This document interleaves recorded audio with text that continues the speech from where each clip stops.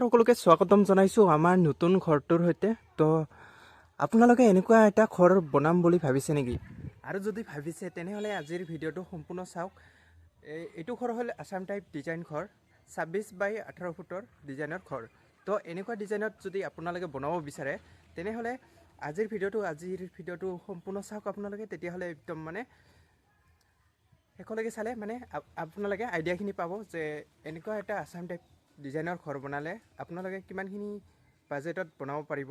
তো আৰু কি কি বস্তু আনিব আৰু কিমানখিনিলৈকে বস্তু লাগে মানে তো সকলোখিনি মানে এটা ভিডিঅ'তে আজি জনাম। আৰু এজন বন্ধুৱে মোক কমেণ্ট কৰি সুধিছিলে যে এনেকুৱা টাইপৰ এটা আছাম টাইপ ডিজাইনৰ ঘৰটো মানে মই যিটো বনাইছোঁ এই ঘৰটোৰ মানে কিমানখিনি টকালৈকে গৈছে মানে। তো তেনেকৈ কমেণ্ট কৰিছে। মই আজি মানে সেই বন্ধুজন যদি চাইছে তো ভালে কথা, তো ৰিপ্লাইটো পাই গ'ল। তো শেষলৈকে চালে আপোনালোকে জানিব পাৰিব। তো আহক তেনেহ'লে প্ৰথমতে আমি ঘৰটো দেখোঁ আৰু কেনেকুৱা বাৰু হৈছে তো সম্পূৰ্ণখিনি দেখাই কিনে তাৰপিছতে মই মানে কি কি মেটেৰিয়েল ব্যৱহাৰ কৰা হৈছে আৰু কেনেকুৱা ধৰণৰ মানে ডিজাইনত বনোৱা হৈছে তো সকলোখিনি দেখাওঁ প্ৰথমতে। তো মুধাৰ ফালৰ পৰা এনেকুৱা দেখিব পাৰিছে। তাৰপিছতে ভেণ্টিলেশ্যনবিলাক মানে চব গিলাচ লগা হয় আৰু পাকাৰ হয়। তো এনেকৈ দেখাব পাৰি আছোঁ। তো জুম কৰি দেখাই দিলোঁ এনেকুৱা। তাৰপিছতে যিগিলা খিৰিকীৰ যিটা চৌকাত আছে সেইটো হ'ল কাঠৰ হয়। আৰু পিছফালে যিগিলা লগাইছোঁ মানে সেইগিলা তিনপালীয়া হয় কিন্তু পাকাৰ হয়।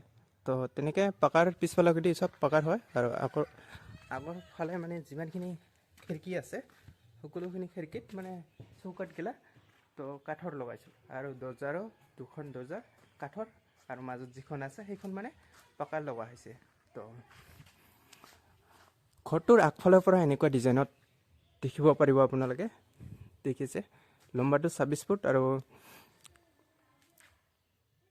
লম্বাটো আছে 26 ফুট, তাৰপিছতে বহলটো আছে 18 ফুট। তো এনেকৈ দেখিব পাৰিছে।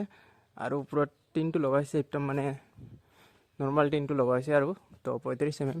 তো কালাৰিংটো লগালে আৰু মানে ভাল লাগিব। এইটো কালাৰিং বৰ্তমান কৰা নাই মানে পইচা মানে অলপ শ্বৰ্ট পৰিলে, বাকী চাজাগিলা দিব আছে। তো আৰু এনেকৈ তিনিটা চিৰি দিয়া হৈছে। আৰু ইটাটো হ'ল 5 ইঞ্চি গাঁঠিনীৰ আৰু ৱালখন হ'ল 2 ইঞ্চি। তো দেখিব পাৰিছে। আৰু যেতিয়া মানে প্লাষ্টাৰ কৰা হয় তেতিয়া 5 ইঞ্চি হৈ যায়। তো এনেকৈ এটা ৰুম, সৰু ৰুমটো এইটো। আৰু এইটো ৰুম মানে প্লাষ্টাৰ কৰা নাই মই। তো প্লাষ্টাৰ কৰিম এতিয়া, নকৰোঁ মানে পইচা মানে নাই, বহুতখিনি পইচা হৈ গ'ল। তো দিন হাজিৰা কৰা মানুহৰ মানে ঘৰ বনোৱা এটা কম কথা নহয়। তো এনেকৈ দেখিছে। তো এনেকৈ দেখিব পাৰিছে। ভিতৰৰ ফালৰ পৰা খিৰিকীগিলা এনেকুৱা দেখিব পাৰিব। আৰু ভেণ্টিলেশ্যন পাকাৰ যিটো লগাইছোঁ একদম মানে ফিনিচিঙত আহিছে, কোনো মানে প্ৰব্লেম পোৱা নাই। পাকাৰ যিটো ভেণ্টিলেশ্যনটো লগাইছোঁ বহুত মানে ভিতৰৰ ফালৰ পৰা বহুত ভাল লাগে মানে দেখিব পাৰিছে এনেকৈ। এইটো হ'ল বাৰাণ্ডাত আৰু এইখন হ'ল 3 পালা। আৰু সেইগিলা দিছোঁ 4 পালাৰ। খিৰিকীৰ চৌকাতটো এইটো 3 পালাৰ হয়। তো এনেকৈ দেখালোঁ। আৰু এতিয়া আহি গ'লোঁ মেইন মানে কিমানখিনি বস্তু আনিলোঁ ঘৰটোত। তো আহক এতিয়া জানো আমি ঘৰটোত কি কি বস্তুখিনি আনিলোঁ আৰু কিমানখিনি আনিলোঁ এতিয়া পালোঁ। তো আপোনালোকে যদি চেনেলটো এতিয়ালৈকে ছাবস্ক্ৰাইব কৰা নাই, চেনেলটো ছাবস্ক্ৰাইব কৰিব, তেতিয়াহ'লে আৰু নতুন নতুন ভিডিঅ'বোৰ চাই থাকিব পাৰিব। তো এতিয়া জনাওঁ যে আপোনালোকক প্ৰথমতে আনিছোঁ মই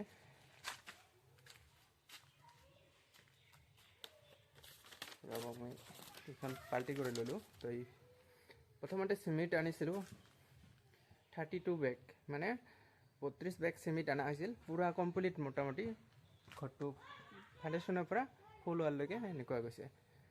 32 বেগ চিমেণ্ট গৈছে। ৰড অনা হৈছে 1.5 কুইণ্টেল। তাৰপিছতে কয়লা অনা হৈছে 15 কেজি। 15 কেজি কয়লা অনা হৈছে। গুণা অনা হৈছে 1.5 কেজি। বালু অনা হৈছে মোটামুটি 4 cm। তো বালুটো 4 cm আনিছোঁ, কিন্তু পূৰা মানে ফাউণ্ডেশ্যনৰ পৰালৈকে ফুল ৱাললৈকে 4 cm হৈছে আৰু। তো তাৰপিছতে ইটা অনা হৈছে 3000। প্ৰথমতে নাম্বাৰী ইটটো দিছোঁ তলত ফাউণ্ডেশ্যনত, তাৰপিছত 2 নম্বৰটো দিছোঁ ওপৰত। মানে ফাউণ্ডেশ্যনটো অলপ মজবুত হ'লে মানে ভাল হয়। তো তাৰ কাৰণে মানে ফাউণ্ডেশ্যনটোত মই নাম্বাৰী ইটাটো 200 1 নাম্বাৰটো, তাৰপিছতে 2 নাম্বাৰটো অনা হৈছে, এনেকৈ 3000 অনা হৈছে ইটা। আৰু তেতিয়া দাম আছিল 1000 ইটাত 9000 টকা, মানে ইটাৰ দাম 9 টকা কৰি পৰিছিল। আৰু 2 নম্বৰটো মানে কম সেইটো। তাৰপিছতে চিল অনা হৈছিল 2 cm। তো চিলটো 2 cmতে হৈ গৈছে। আৰু যেতিয়া মানে বাহিৰৰ চাজা দিম তো তেতিয়া মানে আৰু আনিব লাগিব। তো এতিয়া বাৰু 2 cmতে হৈ গৈছে ইমানখিনিলৈকে। তো তেনেকৈ আপোনালোকে ৰিপ্লাইটো পাই গ'ল। আৰু যিসকলে মানে ঘৰ বনাম বুলি ভাবি আছে তো তেখেতসকলে আপোনালোকে এই ভিডিঅ'টোৰ যিমান পাৰে শ্বেয়াৰ কৰক। যদি কোনোবাই ঘৰ বনাম বুলি ভাবি আছে শ্বেয়াৰ কৰক, তেতিয়াহ'লে আইডিয়াখিনি পাব ঘৰ বনাবৰ কাৰণে। আৰু এনেকুৱা ঘৰটো বনাবৰ কাৰণে মানে পূৰা কিমানখিনি পইচা লাগিব এতিয়া জনাই দিওঁ। তো এনেকুৱা আছাম টাইপ ডিজাইনত ঘৰ বনাব লগা হ'লে মানে 2,12,000 টকামান হ'লে 2,12,000 টকাৰ আচপাছত মানে হৈ যাব। আৰু এতিয়া তো ফুল হ'ল হৈ গ'ল। তো আৰু বহুতখিনি কাম আছে, সেইখিনি মানে এতিয়া মানে পইচা নাই। আৰু যেতিয়া কামত আছিলোঁ হায়দৰাবাদত কোম্পানীত, তো তেতিয়া ঘৰটো আৰম্ভ দিছোঁ, 2 বছৰ হ'ল ঘৰটো। তো তেনেকৈ সকলোখিনি জনাই দিলোঁ মোৰ বিষয়ে, তো ঘৰটোৰ বিষয়ে। তো আপোনালোকে চেনেলটো ছাবস্ক্ৰাইব কৰি ৰাখক, আৰু মানে ঘৰটো আপডেটবোৰ আহি থাকিব। তো বাই আজিলৈ।